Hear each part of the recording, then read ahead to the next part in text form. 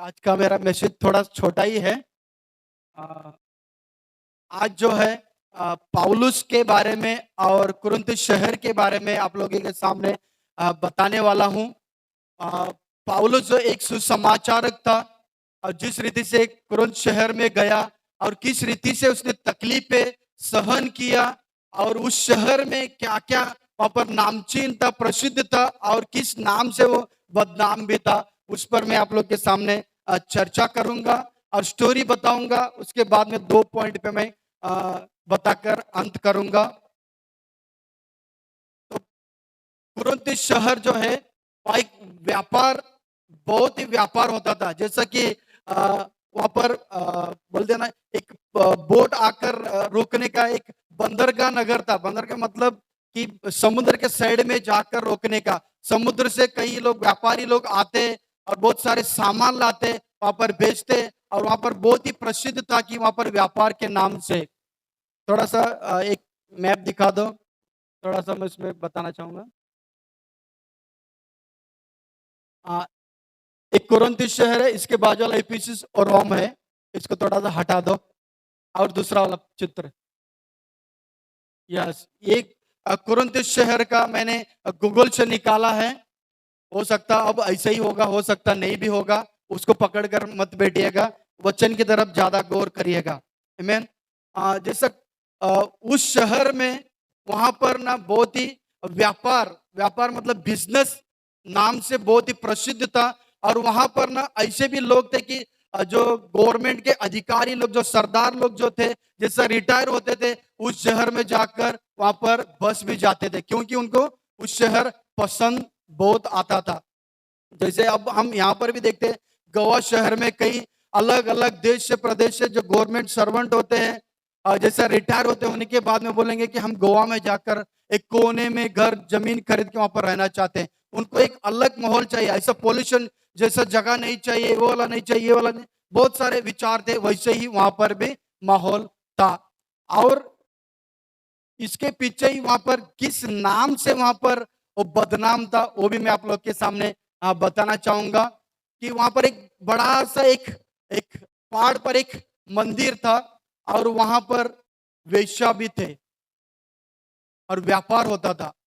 उस नाम से वहाँ पर थोड़ा और दूसरा वाला, वहाँ पर मेरे को वो चित्र नहीं मिला और मैंने गूगल से देखा तो वो चित्र से जो मढ़ा था, वो भी गंदा था।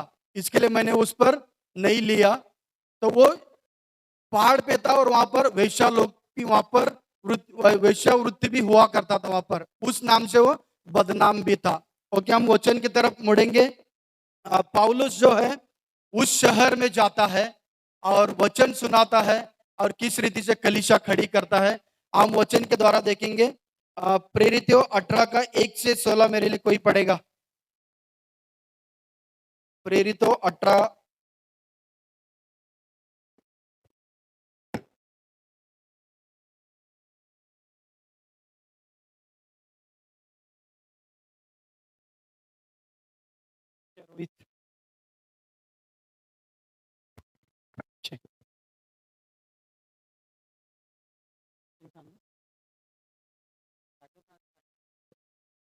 इसके बाद पौलुस एंतियोस को छोड़कर कुरिन्थियुस में आया। हुँ, वहां उसे अक्विला नामक एक यहूदी मिला जिसका हुँ, जन्म कुरिन्थुस में हुआ था।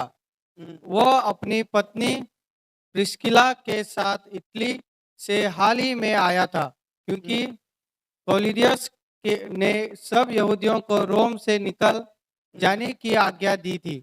हुँ, इसीलिए वो उनके यहाँ गया। उसका और उनका एक ही उद्यम था, इसलिए वो उनके साथ रहा और वे काम करने लगे और उनका उद्यम तंबू बनाने का था।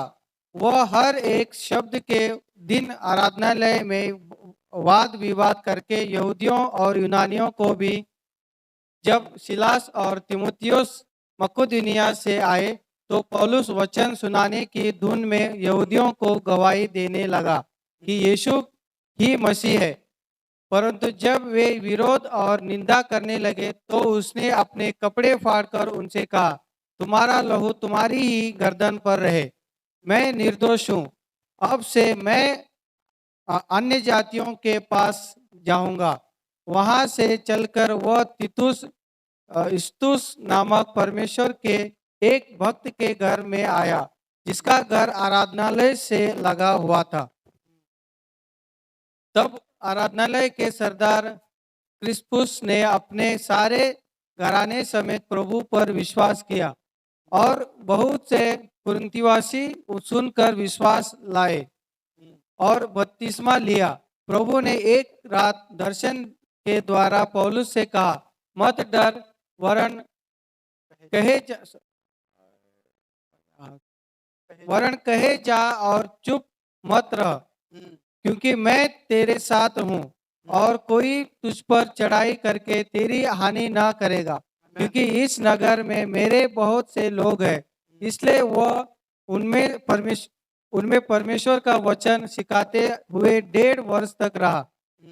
जब गल्लियो अखाया देश और हाकिम था, तो यहूदी लोग एका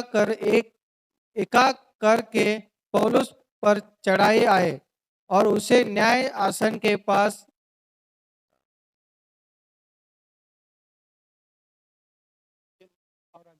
चुप गया रुको। न्याय आसन के पास लाकर कहने लगे, यह लोगों को समझाता है कि परमेश्वर की उपासना ऐसे रीति से करे जो व्यवस्था के विपरीत है। जब पौलुस बोलने पर ही था, तो गल्लियों ने यहूदियों से कहा, हे यहूदियों, यदि यह कुछ अन्याय या दुष्टता की बात होती तो उचित था कि मैं तुम्हारी सुनता, परंतु यदि यह वाद विवाद शब्दों और नामों और तुम्हारे यहाँ की व्यवस्था के विषय में है, तो तुम भी जानो, क्योंकि मैं इन बातों का न्याय नहीं बनाना चाहता। और उसने उन्हें न्याय आसन के सामने से निकाल दिया। आमीन। तो कहानी को बताया, जैसा कि हम स्टोरी पढ़े। अब आप लोग के सामने कहानी के द्वारा बताऊंगा। अब पौलुस जो है एथेंस शहर में भी वहां पर जैसा सभा में खड़े होकर वो लोगों को बताता कि परमेश्वर कौन है, परमेश्वर तुम्हारे लिए मरा और पुनरुत्थान हो गया वगैरह वगैरह। जब बताए तो लोगों ने खड़े होकर क्या करने लगे, ये क्या मरों के बारे में बता रहा है, इसका ना तक सर सटिया गया है, मर के कोई पुनरुत्थान जिंदा होता है क्या, चलो निकलो यहाँ से, भागो। उसको वहां से लोगों ने उसको भगा दिया था। एथेंस शहर से वहां से निकलकर कुरिन्थुस पहुंचा। अब मैंने गूगल में चेक किया कि वहां से वहां तक जाने के लिए 75 किलोमीटर दूर लंबाई था। तो एथेंस शहर से कुरिन्थुस शहर पहुंचा। कुरिन्थुस शहर तो आप लोगों को मैंने स्टोरी बताया कि वहां पर व्यापार भी होता, बिजनेस भी होता और वहां पर नामचीन भी था। मतलब आप सोच सकते हैं कि कितना गिरा हुआ भी, कितना ऊंचा भी है। तो पौलुस उस जगह पर पहुंचकर लोगों के बीच में क्या करने लगता है, सुसमाचार सुनाने लगता है। और उसने पहले ही सोच कर आया था कि ये प्रेरित 11 अध्याय में लिखा है कि मैं वहां पर जाऊंगा, और उसने कुछ प्रिपेयर नहीं किया। वहां पर जाने के बाद में क्या वचन बांटूंगा। उस समय पौलुस का सभा में जाकर, आराधनालय में जाकर सबत के दिन, जैसा हम अब रविवार के सबत कोई भी दिन हो सकता है, वहां पर खड़े होकर आराधनालय में वो खड़े कर वचन बांटता था। तो उस शहर में आया पौलुस, वहां पर वचन सुनाने लगा। और उसने सोच कर आया था कि मैं ऐसा कुछ नहीं बताऊंगा, सिर्फ क्रूस के बारे में बताऊंगा, प्रभु के बारे में बताऊंगा, अब मैं पुनरुत्थान के बारे में नहीं बताऊंगा। वो सोच कर आया था। लेकिन जैसे ही आया वहां पर प्रभु का वचन वहां पर बांटता, क्रूस के बारे में बताता, लोग तब तक खुश थे। और पौलुस जो है थोड़ा सा ना घबरा हुआ है जैसा था। आप प्रेरित के अध्याय 11 में पढ़ सकते हैं। मैं वचन मेरे पास बहुत सारे हैं, लेकिन मैं हर एक पढ़ते रहोगे टाइम हो जाएगा, मैं शॉर्ट में बताना चाहता हूं। तो वो क्या किया, डरते हुए आया था, लेकिन वहां पर प्रीचिंग करते टाइम में थोड़ा सा हिलता, जैसा कि क्या ना लोगों को थोड़ा पसंद आने जैसा नहीं करता था। उस कारण से कई लोगों को उसको थोड़ा पसंद आया, कई लोगों को पसंद नहीं आया। और वो अकेला था ना, उस देश से वहां पर आया अकेला था, और डर तो था ही। अनजान देश में कोई चला जाएगा तो अंदर से डर रहेगा ही। जब बाद में हम देखते हैं वही 5वां अध्याय में उसका साथीदार लोग आए,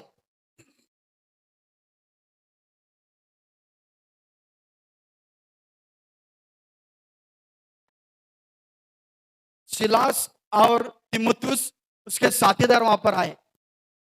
जैसे ही उसके साथीदार आए, आराधनालय में बैठे, उसके अंदर चार्ज अप हो गया, वो खुद चार्ज हो गया, वो कुछ भी बोलने लग गया।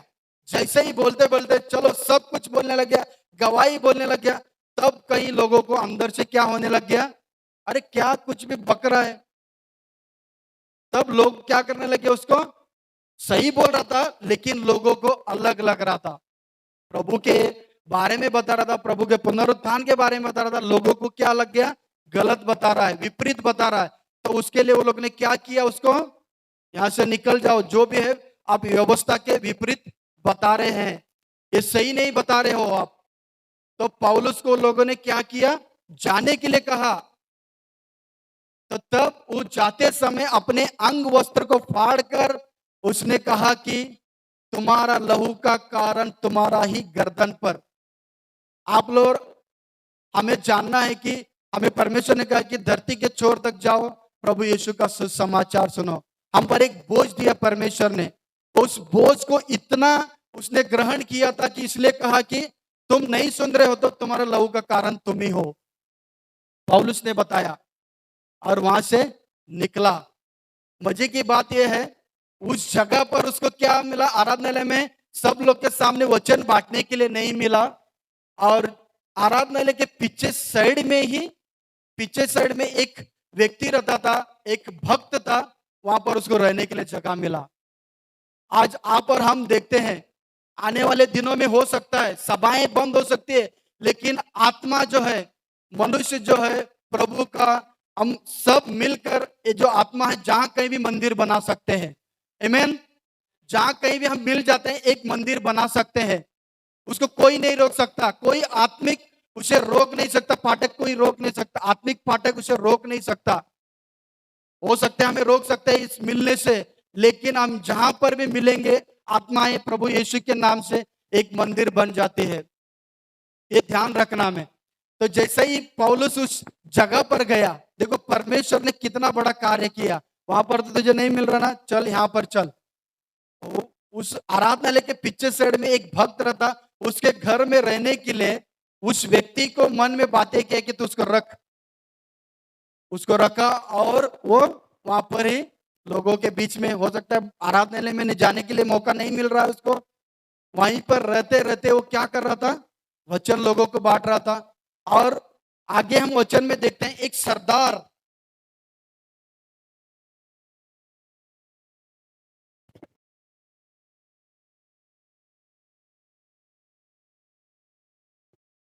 एक सरदार जो था उस आराधनालय का, उस व्यक्ति तक पहुंचा, उस व्यक्ति तक पहुंचा, उस व्यक्ति को सुसमाचार सुनाया, और उसने ग्रहण किया, अपने परिवार समेत प्रभु को ग्रहण किया और उद्धार प्राप्त किया। आमेन।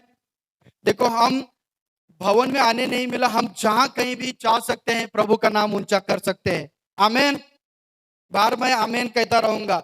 जैसा मैंने वचन में पढ़ा था, पौलुस एथेंस से जब कुरिन्थ में आया था, प्रिस्किल्ला और एक्विला नाम का जो व्यक्ति जो था, यहूदी जो था, और उसका नाम, उसका पत्नी का नाम प्रिस्किल्ला था, वो लोग रोम से कहाँ आए थे, कुरिन्थ में आए थे। क्यों आए थे, उस जगह पर पहले ही एक वाणी हो गई थी, उस जगह पर अकाल पड़ने वाला है, इस शहर में अकाल पड़ने वाला। वचन में हम देखते हैं, प्रेरित के 11 में लिखा है, अबुगुस नाम का एक व्यक्ति ने भविष्यवाणी किया था कि लेकोदियुस क्लोदियस के नाम का जब राजा होगा उस समय में ये अकाल पड़ेगा। सच में उस समय में अकाल पड़ा था। उसके लिए उन लोगों को कहा कि जो भी यहूदी लोग हैं यहाँ से निकल जाओ, यहाँ से निकल जाओ, अब यहाँ पर अकाल पड़ेगा तो अनाज की कमी पड़ेगा, क्या करेंगे हम, आप अपने देश में चले जाओ, उनको भेजा था। और वहां पर हम देखते हैं कि पौलुस भी तंबू बनाने का काम करता और प्रिस्किल्ला और एक्विला जो वो भी वही काम करते, पति पत्नी भी वही काम करते थे। तो आपकी जानकारी के लिए ये हमें हमारे लिए जानकारी के लिए सही है ये वचन।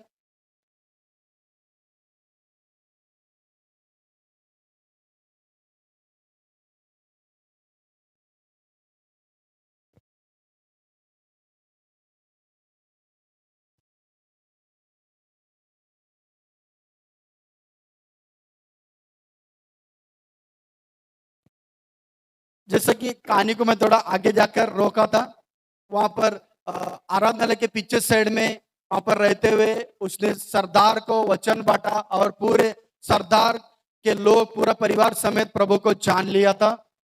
और उसके बाद में वहां पर देखते हैं कि प्रभु का आत्मा आया, परमेश्वर का आत्मा आया और उससे कहने लगा कि तुम मत डर। जैसा कि हम सुबह सुबह जब आए वचन भी पढ़ा कि 2 राजा की पत्री में से हमने वचन पढ़ा मत डर। तो देख पीछे तेरा आत्मिक आंखें खोलूंगा, उससे भी अधिक लोग हमारे हैं। तो इस वचन में भी बता रहा है कि मत डर, तो बोलते जा, बोल तू, क्योंकि इस शहर में मेरे चाहने वाले लोग बहुत है। मतलब मैं उन लोगों को चाहता हूं वे लोग भी उद्धार पाए, वे लोग भी मेरे पीछे चले, उन लोगों को मैं चाहता हूं। मेरे लोग बहुत है। मतलब परमेश्वर जो हमारे माँ के कोख से पहले ही उत्पन्न होने से पहले ही हमें चुना है। तो परमेश्वर प्रभु यीशु कह रहा दर्शन से कहा कि पौलुस को कहते जा, तो उसने रोका नहीं, कहने लग गया और सारे लोग वहां पर प्रभु को जानने लग गए। बहुत सारे लोग प्रभु के पीछे चलने लगे। एक समय ऐसा आया कि वहां पर कई लोग इकट्ठे हो गए। लोग कहने लगे ये तो कुछ ऐसे लोगों को इधर घुमाकर उधर लेकर जा रहा है, इधर से लेकर उधर लेकर जा रहा है। मतलब हम कहें तो इधर से धर्मांतरण कर रहा है, यहाँ से वहां लेकर जा रहा है। हम धर्मांतरण नहीं करते हैं, ये ध्यान रखना है। सिर्फ आत्मिक उत्पन्न होता, आत्मिक उन्नति होती है। क्या मैं सही बता रहा हूं आप लोग को?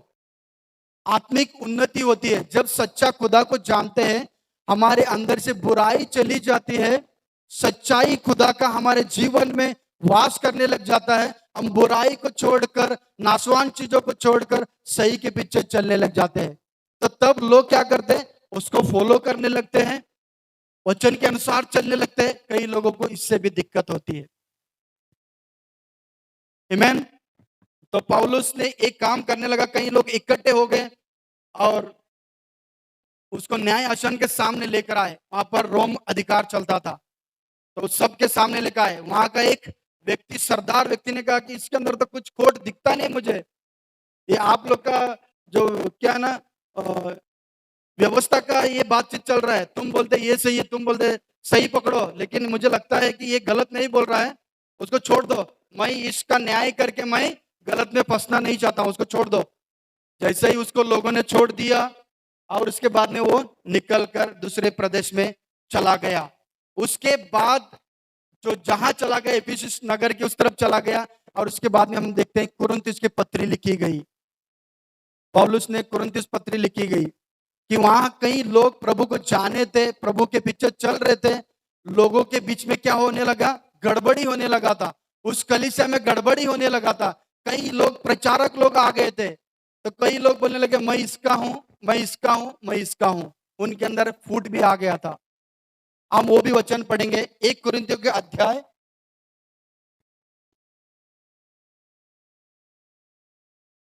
1 कुरिन्थियों के अध्याय 1 का 10 से 13 तक की पढ़ेंगे। 1 का 10 से 13। हे भाइयों, मैं तुमसे हमारे प्रभु यीशु मसीह के नाम से विनती करता हूँ कि तुम सब एक ही बात कहो और तुम में फूट ना हो, परंतु एक ही मन और एक ही मत होकर मिले रहो। क्योंकि हे मेरे भाइयों, कलियों के घराने के लोगों ने मुझे तुम्हारे विषय में बताया है कि तुम में झगड़े झगड़े हो रहे हैं। मेरे कहने का अर्थ यह है कि तुम में से कोई तो अपने आप को पौलुस का अपने आप आगे अपने आप का पौलुस का कोई अपुल्लोस का हम्म, कोई कैफा का और कोई मसीह का मत कहता है। हम्म, क्या मसीह बढ़ गया है? हम्म, क्या पौलुस तुम्हारे लिए क्रूस पर चढ़ाया गया हम्म, या तुम्हें पौलुस के नाम पर बपतिस्मा मिला? आमेन। फिर से एक बार पढ़ूंगा मेरे लिए। अ, हे भाइयों, मैं तुमसे हमारे प्रभु यीशु मसीह के नाम से विनती करता हूं कि तुम सब एक ही मत कहो, एक ही बात कहो और तुम में फूट ना हो, परंतु एक ही मन और एक ही मत होकर मिले रहो। तो ये वचन बता रहा है कि एक ही मत, एक ही मन के होकर और एक ही बोलचाल करो। क्योंकि उस जगह पर क्या हो गया था, कई सारे प्रीचर लोग आ गए थे। जैसे कि पौलुस अलग शहर में गया, वहां पर वचन बांटकर कलीसिया खड़ी हो गई थी। लोग वहां पर आकर अपुल्लोस नाम का एक व्यक्ति जो था, और कैफा कैफा का एक लिखा है तो वो समझ लेना कि पतरस है वो। तो वो लोग आए और वहां पर वचन बांटने लगे। कई लोग बोलने लगे, अरे ये तो बहुत ही स्टाइल में, मैंने पहले ही बताया था कि वो क्या ना, थोड़ा सा नर्वस जैसा वचन प्रीच करता था। कई लोगों को पसंद नहीं था। कई लोगों को अपोलोस नाम का जो व्यक्ति जो था, उसका प्रीचिंग बहुत पसंद आता था उसको। हम वचन के द्वारा भी देखते हैं। प्रेरितों का 18:24 में भी लिखा है वो आगे, वो बाद में पढ़ लेना आप। अपोलोस नाम के बारे, अपोलोस का व्यक्ति के बारे में थोड़ा सा आप लोगों को पीछे से थोड़ा बैकग्राउंड देना चाहता हूं। अपोलोस भी एक यहूदी था, और जो उसका ना अलेक्जेंडर का मित्र कहा जाता था, मतलब उसका साथीदार था। और यहूदी का क्या बोलते हैं ना, उस मत का एक साथीदार, एक झुंड का एक अधिकारी भी था। उस झुंड के अंदर एक दोस्त की तरह, और बहुत ही शिक्षा जो प्राप्त किया था, ज्ञानवान था, समझदार था। देखो, आप लोगों में बता दो तो वो अलेक्जेंडर का जो ना साथीदार था ना, क्योंकि वो राजा था पहला, उसके अंदर क्या था, अकड़ था। अकड़ मतलब गलत वाला अकड़ नहीं, सही वाला अकड़। लेकिन वो स्टाइल से खड़े होकर बिंदासली सबके सामने कह सकता था प्रभु कौन है। कई लोग सुनते थे उसका बात को, समझ रहे थे, लेकिन उनके अंदर ही अंदर क्या हो गया, अरे मैं इसका फिदा हो गया, अब मैं इसके पीछे चलूंगा। कई लोग कहने लगे, मैं पौलुस को पकड़ूंगा, पौलुस सही है। कई लोग बोलने लगे अपुल्लोस सही है, अपुल्लोस के पीछे जाऊंगा। कई लोग बोले कैफा सही है, उसके पीछे जाऊंगा। तो वचन आगे पौलुस कहता है कि ना पौलुस ने क्रूस पर जान दिया, ना अपुल्लोस ने क्रूस पर जान दिया, ना कैफा ने, ना पतरस ने जान दिया, सिर्फ प्रभु यीशु मसीह ने दिया। आमेन। क्या आमेन मिल सकता है मुझे? आमेन। सचमुच में परमेश्वर प्रभु यीशु ने हमारे लिए जान दिया। वो पौलुस कह रहा है कि क्या मसीह हमारे बीच में बढ़ गया क्या? मसीह हमारे बीच में बढ़ गया क्या? वो लोग कह रहे, पौलुस कह रहा है उनके सामने, कुरिन्थियों लोगों के लिए चिट्ठी लिख कर कह रहा है, वो वहां पर नहीं है, लोगों को बता रहा है। उससे पहला वो दोस्ती बनाता है, उसके बाद में ये वचन डालता है उन लोगों को। तो लोग उसको समझते, पकड़ते हैं, और आगे हम देखते हैं वो लोग उसके साथ में घुल मिल जाते हैं।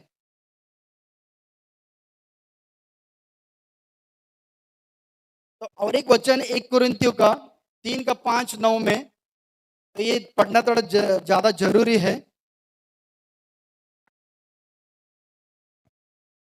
अपुल्लोस क्या है हम्म, और पौलुस क्या है? केवल सेवक, हम्म, जिनके द्वारा तुमने विश्वास किया। हम्म, जैसा हर एक को प्रभु ने दिया, हम्म, मैंने लगाया, अपुल्लोस ने सींचा, परंतु परमेश्वर ने बढ़ाया। मैन, इसलिए न तो लगाने वाला कुछ और न सींचने वाला, परंतु परमेश्वर ही सब कुछ है, हम्म, जो बढ़ाने वाला है। लगाने वाला और सींचने वाला दोनों एक है, परंतु हर एक व्यक्ति अपने ही परिश्रम के अनुसार अपनी ही मजदूरी पाएगा, क्योंकि हम परमेश्वर के सहकर्मी हैं। तुम परमेश्वर की खेती हो और परमेश्वर की रचना हो। आमेन। तो ये वचन क्या बता रहा है? पौलुस कह रहा है कि उन लोगों को, अपुल्लोस क्या है, पौलुस क्या है? पौलुस ने बोया, अपुल्लोस ने काटा, दोनों एक समान है। कई लोग कलीसिया में बड़े बड़े पास्टर लोग भी होते हैं, बड़े बड़े जो क्या बोलते हैं ना, सुसमाचारक लोग होते हैं, उसको घमंड में लेते हैं। हमें घमंड में नहीं ला रहा। ये वचन बता रहे कि दोनों एक समान है। वचन बता रहे जो उनका सेवा करने वाला हो या वचन बोलने वाला हो, दोनों एक समान है। कई लोग बोलते कि मैं ना उधर गया, वचन सुनाया, इतने लोग वहां पर है, मैं यहाँ गया, वचन सुना, इतने लोग वहां पर है। घमंड करते हैं और कई लोगों को नीचा दिखाते हैं। इस तरह से कहना गलत है। वो प्यार से बताना वो अलग हो सकता है। वचन बता रहा है कि दोनों एक समान है, जो संभालते हैं, जो बोते हैं, दोनों एक समान है। ना कि हमें, कई लोग संभालने वाले भी हो सकता है घमंड करे, तू तो प्रचार करता, तेरे पास कितने लोग हैं, तू तो वचन सुनाते घूमता, तेरे पास कितने लोग हैं। ये भी घमंड गलत है। लेकिन प्रभु का वचन कह रहा है कि दोनों एक समान है। तो हमको ध्यान रखना है, कभी हमें घमंड नहीं होना कि मेरा कलीसिया ही सही है, तुम्हारा कलीसिया में एक गलत है, तो तुम्हारा कलीसिया गलत है करके हमें दूसरों कलीसिया के ऊपर उंगली उठाना भी गलत है। क्योंकि प्रभु का अनुग्रह है कि हमारे कलीसिया में फूट नहीं है। आमेन बोल सकते हैं हम। फूट का मतलब क्या है? वहां पर क्या हो रहे थे, कई लोग बोल रहे थे कि मैं इसका हूं, मैं इसका हूं, मुझे इसका प्रीचिंग अच्छा लगता है, इसका अच्छा लगता है। लेकिन वचन भी कहता है कि आप एक दूसरे को सुनने के लिए, वचन सुनने के लिए उसको आप आमंत्रित कर सकते हैं, सुन सकते हैं, लेकिन आत्मिक पिता एक ही होगा जो कलीसिया का अगुवा होगा। आमेन। जो आत्मिक पिता एक ही होगा जो कलीसिया का अगुवा होगा। आप सुन सकते हैं, समझ सकते हैं, आपके लिए अधिकार और समझने के लिए, लेकिन आत्मिक अधिकार एक ही को देना है। पौलुस ही खुद कहता है। और प्रभु का अनुग्रह की हमारे खुशखबरी कलीसिया में फूट किने के मन मुटाव हो सकते हैं, तुतुमय में हो सकता है, लेकिन वचन भी कहता है जहां पर तुतुमय में है, जहां पर मन मुटाव है, वहां पर प्रेम भी है। और हम ऐसे लोग हैं, प्रेम बांटने वाले लोग हैं। आमेन।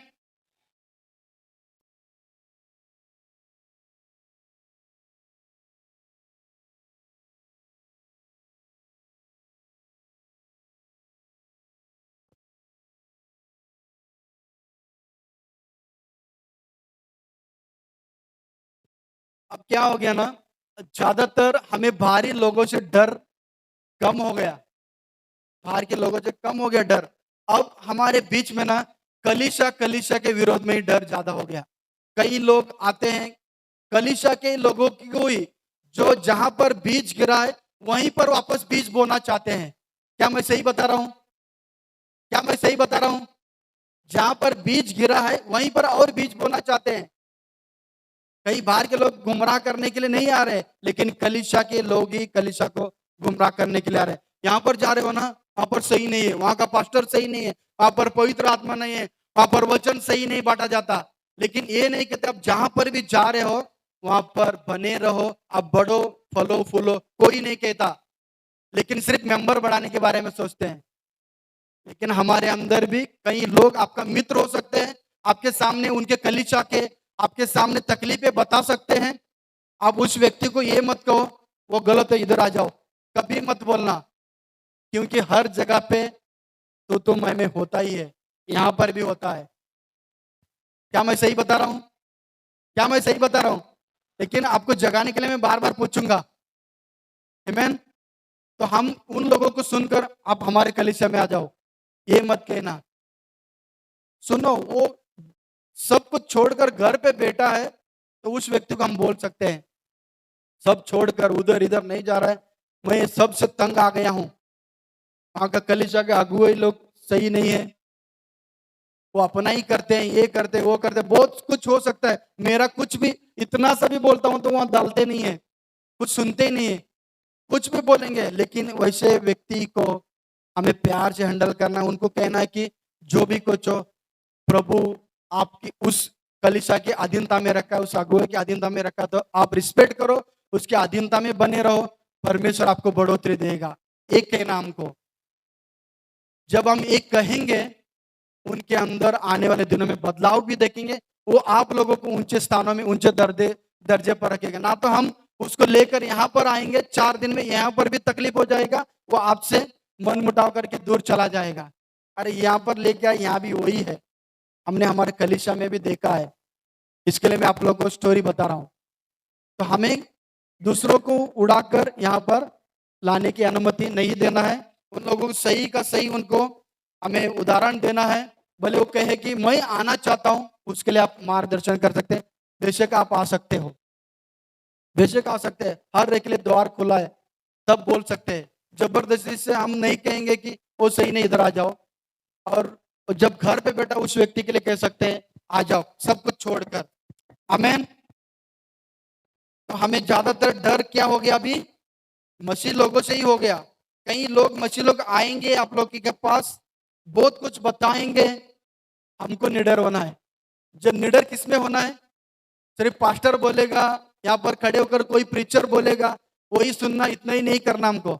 वचन घर पे भी क्या करना है? वचन घर पे क्या करना है? जब पढ़ोगे तो आप बढ़ोगे, नहीं तो वहीं का वहीं पर रह जाएंगे। तो आप लोग को काना फूसी डालेंगे, तो आप ना इधर का ना घर का ना घाट का हो जाएंगे। घर का ना घाट का हो जाएंगे। तो हमको घर का ना घाट का नहीं होना है। हमको सुनना है, समझना है, और वचन भी पढ़ना है, उसमें बढ़ना भी है।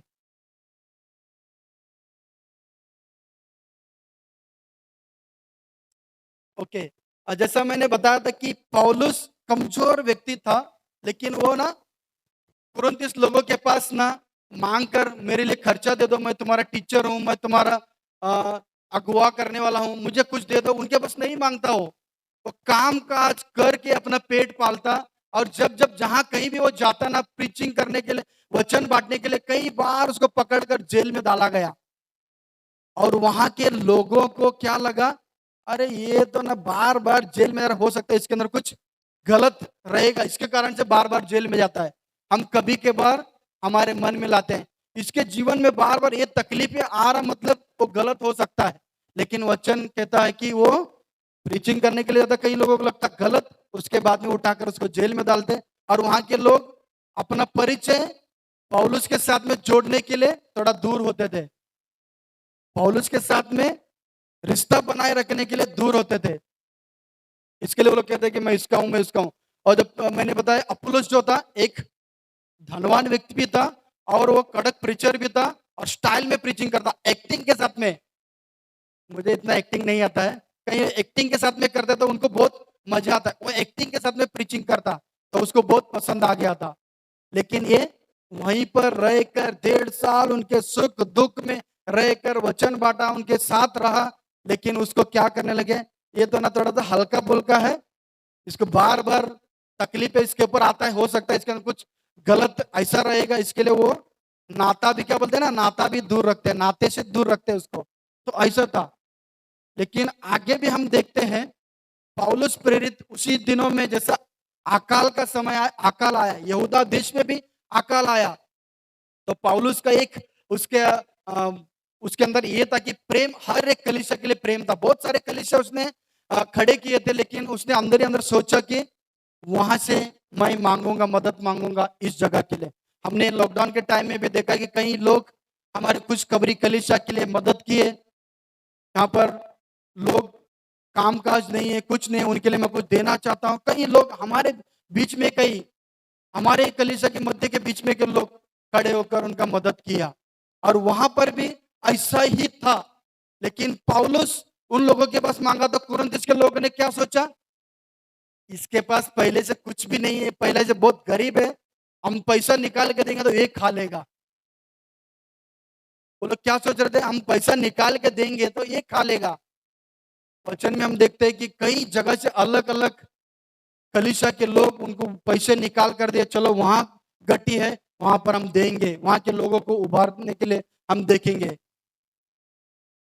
तो वहां पर ही कुरिन्थ शहर में ही उसके पर विश्वास नहीं है। और मुझे भी एक भविष्यवाणी के तौर से लगा था, मैं उसके बाद में उसको टच करूंगा। जैसे कि हम देखते हैं ना, उससे नाता जोड़ना दूर रख रहे थे। एक मेरे पास एक छोटा सा चुटकुला आया, एक पत्नी अपने पति को खुद क्या कहते थे, मूर्ख है। उसका पति को बोलते थे ये मूर्ख है। तो अब मुझे बताओ, वो मूर्ख पत्नी कौन है? वो भी मूर्ख है। मूर्ख मतलब पति मूर्ख, मतलब पत, उस मूर्ख पति का पत्नी भी मूर्ख है। क्या मैं सही बता रहा हूं? अपने पति को मूर्ख कहोगे, तो ऑटोमेटिकली मूर्ख की पत्नी कहलाए जाओगे, और अपने पति को राजा कहोगे, आप रानी कहलाए जाओगे। अपने पति को आप राजा कहोगे, वैसे ही आप रानी कहलाए जाओगे। ऐसे ही हम देखते हैं कलीसिया के अगुवों को हमारा अच्छा, हमारा देखभाल करने वाला उसको अधिकार दोगे, ऑटोमेटिकली आप ही उस कलीसिया का एक क्या हो जाओगे। आप बोलेगे अच्छा टीचर का व्यक्ति है ये भी, अच्छा शिक्षक से पढ़, अच्छा शिक्षक में वो जानकारी हासिल करके आगे बढ़ा व्यक्ति है। और हम ज्यादातर देखते हैं हमारे खुद के कलीसिया के बारे में जाकर लोगों के सामने बांटना, जैसे कि इस पति ने कहा कि मेरा पति मूर्ख है, ऑटोमेटिकली उसको नहीं पता था कि वो मूर्ख की पत्नी है, वो भी मूर्ख है। तो वैसे ही हम मूर्खता करते हैं, खुद की कलीसिया के बारे में लेकर दूसरों के सामने हम बोलते हैं हमारा कलीसिया ये है।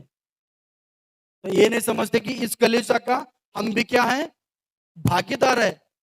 इस कलीसिया के देह है हम, इस परिवार का हम इस परिवार का हम क्या है, नागरिक, मतलब इस परिवार का हम भी एक सदस्य है। Thank you. इस परिवार का सदस्य होते हुए हम कह रहे हैं कि इस परिवार से मैं, क्योंकि उसके अंदर थोड़ा सा घटी है, वैसा हमको नहीं करना है। हमारे अंदर राजा कहो, रानी कहलाओ जाओगे। आप लोग को हिंट समझ में आया होगा। तो जैसा कि मैंने बताया कि मुझे भविष्यवाणी की तरफ से मुझे रात को, जैसा मैं कभी भी ज़्यादातर वचन प्रिपेयर करने के टाइम पे मुझे सोता नहीं हूँ, और मुझे अंदर ही अंदर से लगा, अंदर ही अंदर से लगा कि मुझे, जैसे पौलुस के लोगों ने कहा कि इस ये ना पौलुस खाली बकता है, खाली बोलता है, वो संभाल पाएगा कि नहीं पाएगा, उसको हम पैसा नहीं देंगे, वो घटी मतलब पहले से ही वो अपन खुद खाएगा। वैसे ही हम भी सोचते हैं हमारे कलीसिया के बारे में कुछ देना सोचते हैं कि देना सोचते हैं, तो तब हम क्या करते हैं, ऑटोमेटिकली हम दे रहे उसका बढ़ाई हो रहा है, हम दे रहे उसका पेट बढ़ रहा है, हम दे रहे उसका पेट बढ़ रहा है। नहीं दे, नहीं दे, हम छोड़ दो, हम पीछे हट जाते हैं। लेकिन जैसा पौलुस को कुरिन्थियों के लोगों ने किया, वैसा ही हम भी करते हैं कभी के बार।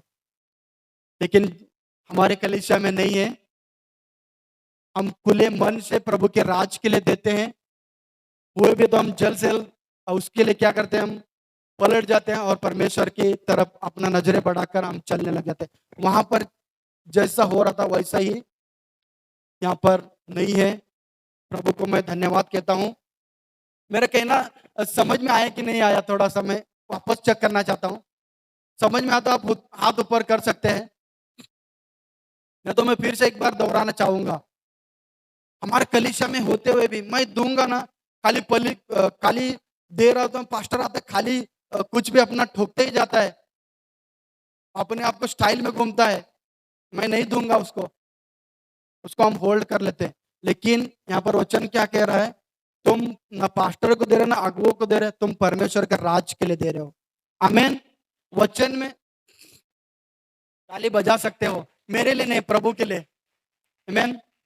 आप जो भी दे रहे हो प्रभु के लिए दे रहे हो। लेकिन वचन भी कहता है जो आपके बीच में सेवा करते हैं उनको भी देना हक बनता है। जैसा कि व्यवस्था के द्वारा भी वचन में लिखा है कि क्या बोलते हैं ना, दो बैल को बांध कर चक्की चला रहा है तो उसका मुंह मत बांधो, उसको जो भी मिलता है खाने को दो।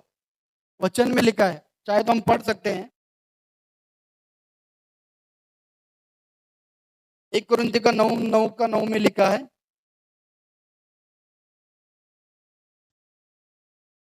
1 कुरिन्थियों 9:9 में लिखा है, और 1 तीमुथियुस 5 का 17-18 में भी लिखा है। मैं पढ़ लेता हूँ।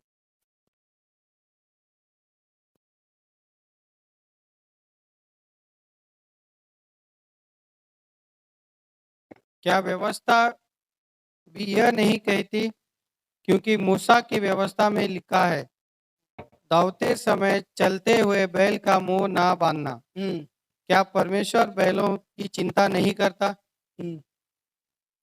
ओके, फिर से एक बार मैं जोर आवाज में पढ़ना चाहता हूँ।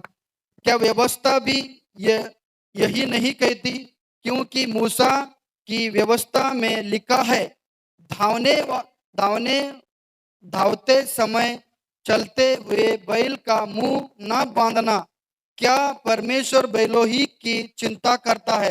मतलब बेलोही की चिंता करता है क्या परमेश्वर? मनुष्य का भी चिंता करता है। जो जैसा धावने वाले जो खेत में जो चक्की पीसने के लिए उन्हें घुमाते हैं, वैसे ही मैं इन लोगों को घुमा रहा हूँ। उनका भी हक है कि उनको मिलना चाहिए।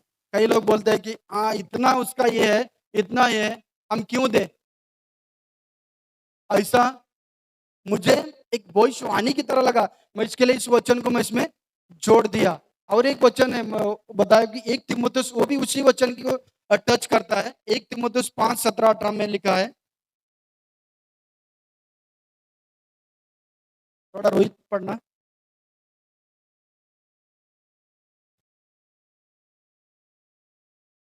मिला? जो प्राचीन हम्म। अच्छा प्रबंधक करता है, हम्म। विशेष करके वे जो वचन सुनाने और सिखाने में परिश्रम करता है, हम्म। 2 गुने आधार के योग्य समझे जाए। हम्म। क्योंकि पवित्र शास्त्र कहता है, धावने वाले बैल का मुंह ना बांधना। आमेन। तो ये भी उसको क्या बोलता है? जो आपकी अगुवाई कर रहा है, आपके बेहतर रीति से देखभाल कर रहा है, उसका हक है, उसका मुंह मत मारो, उसको मिलना चाहिए। ये वचन देखते हैं हम, लेकिन हम गलत तरीके से घुमा फिरा कर नहीं बता रहे हैं। वचन कहता है, लेकिन मन में ऐसा ठान कर मत बैठो। परमेश्वर के लिए आप दे रहे हो, बिंदास दो। कभी कभार हम क्या करते हैं ना, हमारे पास बड़ा खेत है, समझो 10 एकड़ का खेत है, हम सिर्फ 1 ही एकड़ का क्या करते हैं, बीज बोते हैं। 10 एकड़ बाकी क्या है, 9 एकड़ खाली पड़ा है, तो हमको 10 एकड़ के लिए भी बोना है। ऐसा नहीं कि आप कमा रहे हो 100, 50, 100 का 100 ही दे दो, ये बलिदान हो गया।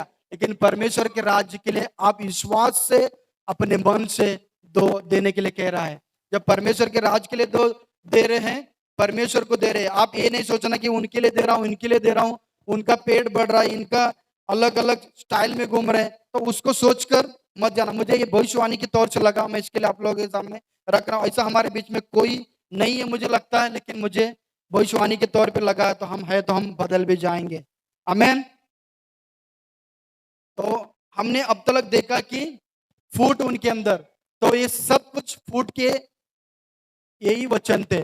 अब हम जाते हैं एक अलग वचन पर जाते हैं, तो ये लास्ट पॉइंट रहेगा। मैंने जैसे बताया था कि वहां पर एक नामचीन मंदिर था, वहां पर क्या था, व्यभिचार होता था। जैसा मैंने गूगल में खोला तो उस मंदिर के ऊपर भी गलत गलत स्टेचू बनाए गए थे, इसके लिए मैंने नहीं लाया उसको।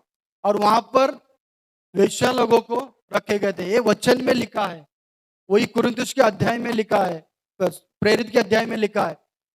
तो वहां पर कई लोग प्रभु को भी मानते थे और वो पर जाकर उनसे संगति भी करते। संगति मतलब आपको समझ में आया, उनके साथ संगति भी करते थे।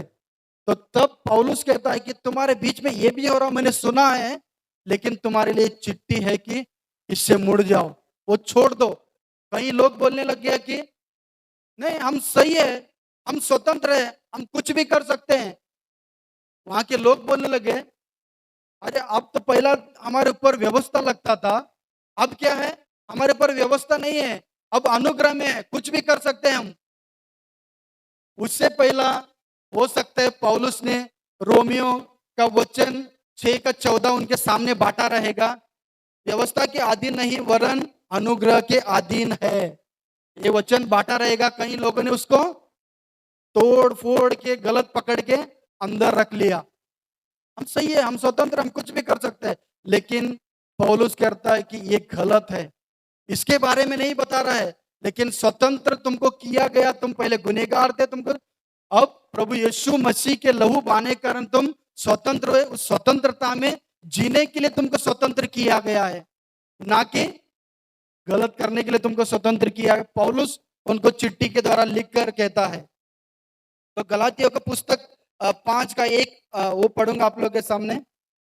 मसीह ने स्वतंत्र स्वतंत्र के लिए हम स्वतंत्र किए हैं, अतः इसीलिए स्थिर रहो और दासत्व के जुए में मत जीतो। मतलब तुमको स्वतंत्र किया, स्वतंत्रता में जीने के लिए फिर से तुम उस दासत्व में मतलब गुलामी में जाओ।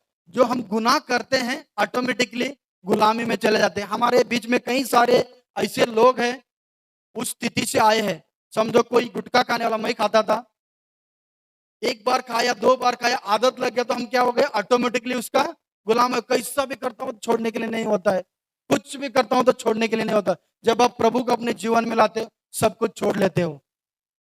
कई लोग कह सकते हैं कि मेरा आदत छूटता नहीं। कोई परमेश्वर प्रभु यीशु के पास कोई असंभव चीज है क्या? सब कुछ संभव चीज है। आप सिर्फ अपना कदम बढ़ाओ और प्रभु को अपने जीवन में आने दो, बाकी चीजें छूट सकती है। मैं गवाही के तौर से मैं आप लोग के सामने बताना चाहता भी हूँ। मेरे पिताजी इतना सुबह से लेकर शाम तक दारू पीता था और उसको बीड़ी तो रात को 2 बजे 3 बजे भी चाहिए था। जब उसने प्रभु को अपने जीवन में ग्रहण किया, दारू को भी छोड़ दिया और बीड़ी को, इतना 3 बजे पीना मतलब क्या है, उसके बिना तो चलता ही नहीं है। वैसा प्रभु ने उसको छुड़ा दिया। तो हमको अपने आप को देना है।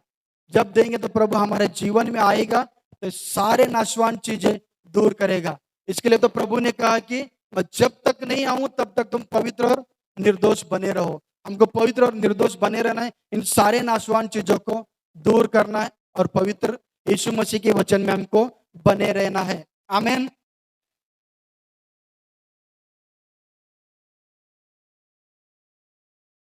ओके। जैसा मैंने बताया, स्वतंत्र स्वतंत्र तो है, हम स्वतंत्रता में जीने के लिए। और हम ये भी वचन देखते हैं, हमारा देह क्या है, पवित्र आत्मा का मंदिर है। हमारे बीच में ऐसे तो लोग नहीं है कि गलत ढंग के कपड़े पहन कर आते हैं, क्योंकि प्रभु का अनुग्रह, प्रभु का दया हम पर है। हमारे बीच में बहुत ही ज्ञानवान लोग हैं, समझदार लोग हैं, इन सारे चीजों से परे रहते हैं और अच्छे वस्त्र से अंग ढक कर आते हैं, ना कि हम औरों को गिराने। हम देखते हैं वेश्या लोग अलग अलग अपने तन को दिखाकर लोगों को करते थे वहां पर, लेकिन हम हमारे कलीसिया में प्रभु का अनुग्रह कि हम ये नहीं करते हैं। लेकिन ये प्रभु को भाता है, हम अच्छे वस्त्रों से, सुहावने वस्त्रों से प्रभु को हम खुश कर सकते हैं। ये वचन एक पत्रस 3:3 में लिखा है। थोड़ा सा पढ़ूंगा। तुम्हारा श्रृंगार दिखावटी ना हो। एक पत्रस 3:3-4 में लिखा है। और दूसरा अ, 1 तीमुथियुस 2:9 में लिखा है। वैसे ही स्त्रियां भी स्त्रियां भी संकोच और संयम के साथ सुहावने वस्त्रों से अपने आप को संवारे। तो हमको ये वचन जैसा हमको सिखाता है, तो हम ये वचन जो तिमुथियुस के वचन को थोड़ा सा गहराई में लेकर आए। वहां पर कई लोग है ना, बहुत ही अमीर लोग थे और उनके कलीसिया में कई गरीब लोग भी थे। उसके लिए वो लोग क्या करते थे ना, दूसरे को गिराने के लिए पहनावा पहन कर आते थे और उनको थोड़ा सा नीचे नजर से देखते थे। इसके लिए पौलुस ने कहा कि एक दूसरे को गिराने के लिए ऐसा पहनकर मत आओ। हम प्रभु के लोग हैं, हम वचन को पढ़ते हैं, वचन को समझते हैं, प्रभु के वचन के अनुसार चलते हैं। और वचन के द्वारा हमारे भाई बहनों को समझ में आया होगा तो हमें किस रीति से परमेश्वर को कुछ करना है, ना कि कलीसिया के आजू बाजू का। देख मेरा वस्त्र पहन कर आया, कई लोगों को भाता है कि नहीं भाता है। कभी कभार मैं यहाँ से गुजरता हूँ, कई लोग मेरे को बोलते हैं अंकल तेरा टी शर्ट मस्त है।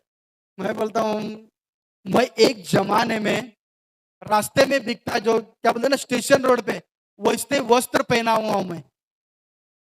रास्ते में स्टेशन रोड पे जो पहन कर छोड़े जाते हैं वैसे वस्त्र पहना हूं। इसलिए मेरे अंदर क्या है, मैं प्रभु ने मुझे दिया धन, मैं अच्छे कपड़े पहनूंगा, ना कि किसी को दिखाने के लिए। लेकिन मैं अपने आप को गर्व करता हूं कि यहाँ था, यहाँ से मुझे प्रभु ने लाया, यहाँ था, यहाँ से मुझे प्रभु ने लाया, ना कि लोगों को दिखाने के लिए पहनता हूं मैं। कभी कभार मेरा बीवी बोलते कि ये कपड़े के ऊपर ये वाला सूट करेगा, तो मुझे लगता है वो मैं पहन लिया।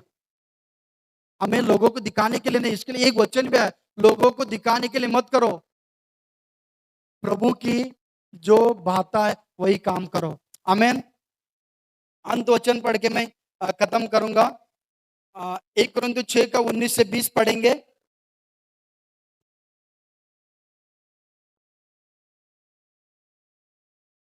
एक कुरिन्थियों 6 का सब वस्तुएं मेरे लिए उचित तो है, परंतु सब वस्तुएं लाभ की नहीं। सब वस्तुएं मेरे लिए उचित है, परंतु मैं किसी बात के अधीन न होऊंगा। भोजन पेट के लिए और पेट भोजन के लिए है, परंतु परमेश्वर इसको और उसको दोनों को नष्ट करेगा। आमेन। ये परंतु कंटिन्यू कंटिन्यू। परंतु देह व्यभिचार के लिए नहीं, वरन प्रभु के लिए है, और प्रभु देह के लिए है। परमेश्वर ने अपनी सामर्थ्य से प्रभु को जिलाया और हमें भी जिलाएगा। क्या तुम नहीं जानते कि तुम्हारी देह मसीह के अंग है? तो क्या मैं मसीह के अंग लेकर उन्हें वैसा के अंग बनाऊं? कदापि नहीं। ओके, कौन कितना से पढ़ा? 12 से 20 पढ़ा। 12 से थोड़ा और है। ओके, नहीं नहीं, मैं खाली सिर्फ 19 से 20 पढ़ना है बस। 19 से 20 जितने अन्य 1 कुरिन्थियों 6 का 19 से 20। क्या तुम नहीं जानते कि जो कोई वैसा से संगति करता है, वह उसके साथ एक तन हो जाता है? क्योंकि लिखा है, वे दोनों एक तन होंगे। और जो प्रभु की संगति में रहता है, वो उसके साथ एक आत्मा हो जाता है। आमीन। हमको ज्यादातर 20वां अध्याय को हमारे जीवन में, हमारे मन में मनन करना है। हमारे देह को वैसा अंग नहीं बनाना है। हमें ये पकड़े रखना कि प्रभु क्योंकि दाम देकर मोल लिए गए हो, इसीलिए अपनी देह के द्वारा परमेश्वर ही की महिमा करो। प्रभु ने हमारे लिए क्रूस पर गया, बलिदान हुआ, हम पर जितने भी गुनाह लगे थे सब कुछ अपने ऊपर लिया, हमें निर्दोष किया, निष्कलंक किया, हमें स्वतंत्र किया। और प्रभु कह रहा है ये देह मेरा है। पौलुस बताता है कि ये देह प्रभु का है, प्रभु को दो। तो हम भी प्रभु को देना चाहिए। हमारा देह प्रभु का मंदिर है, प्रभु को बहाने जैसा ही काम करना है। आमीन। यहाँ पर बोलकर खत्म करना चाहूंगा। Thank you.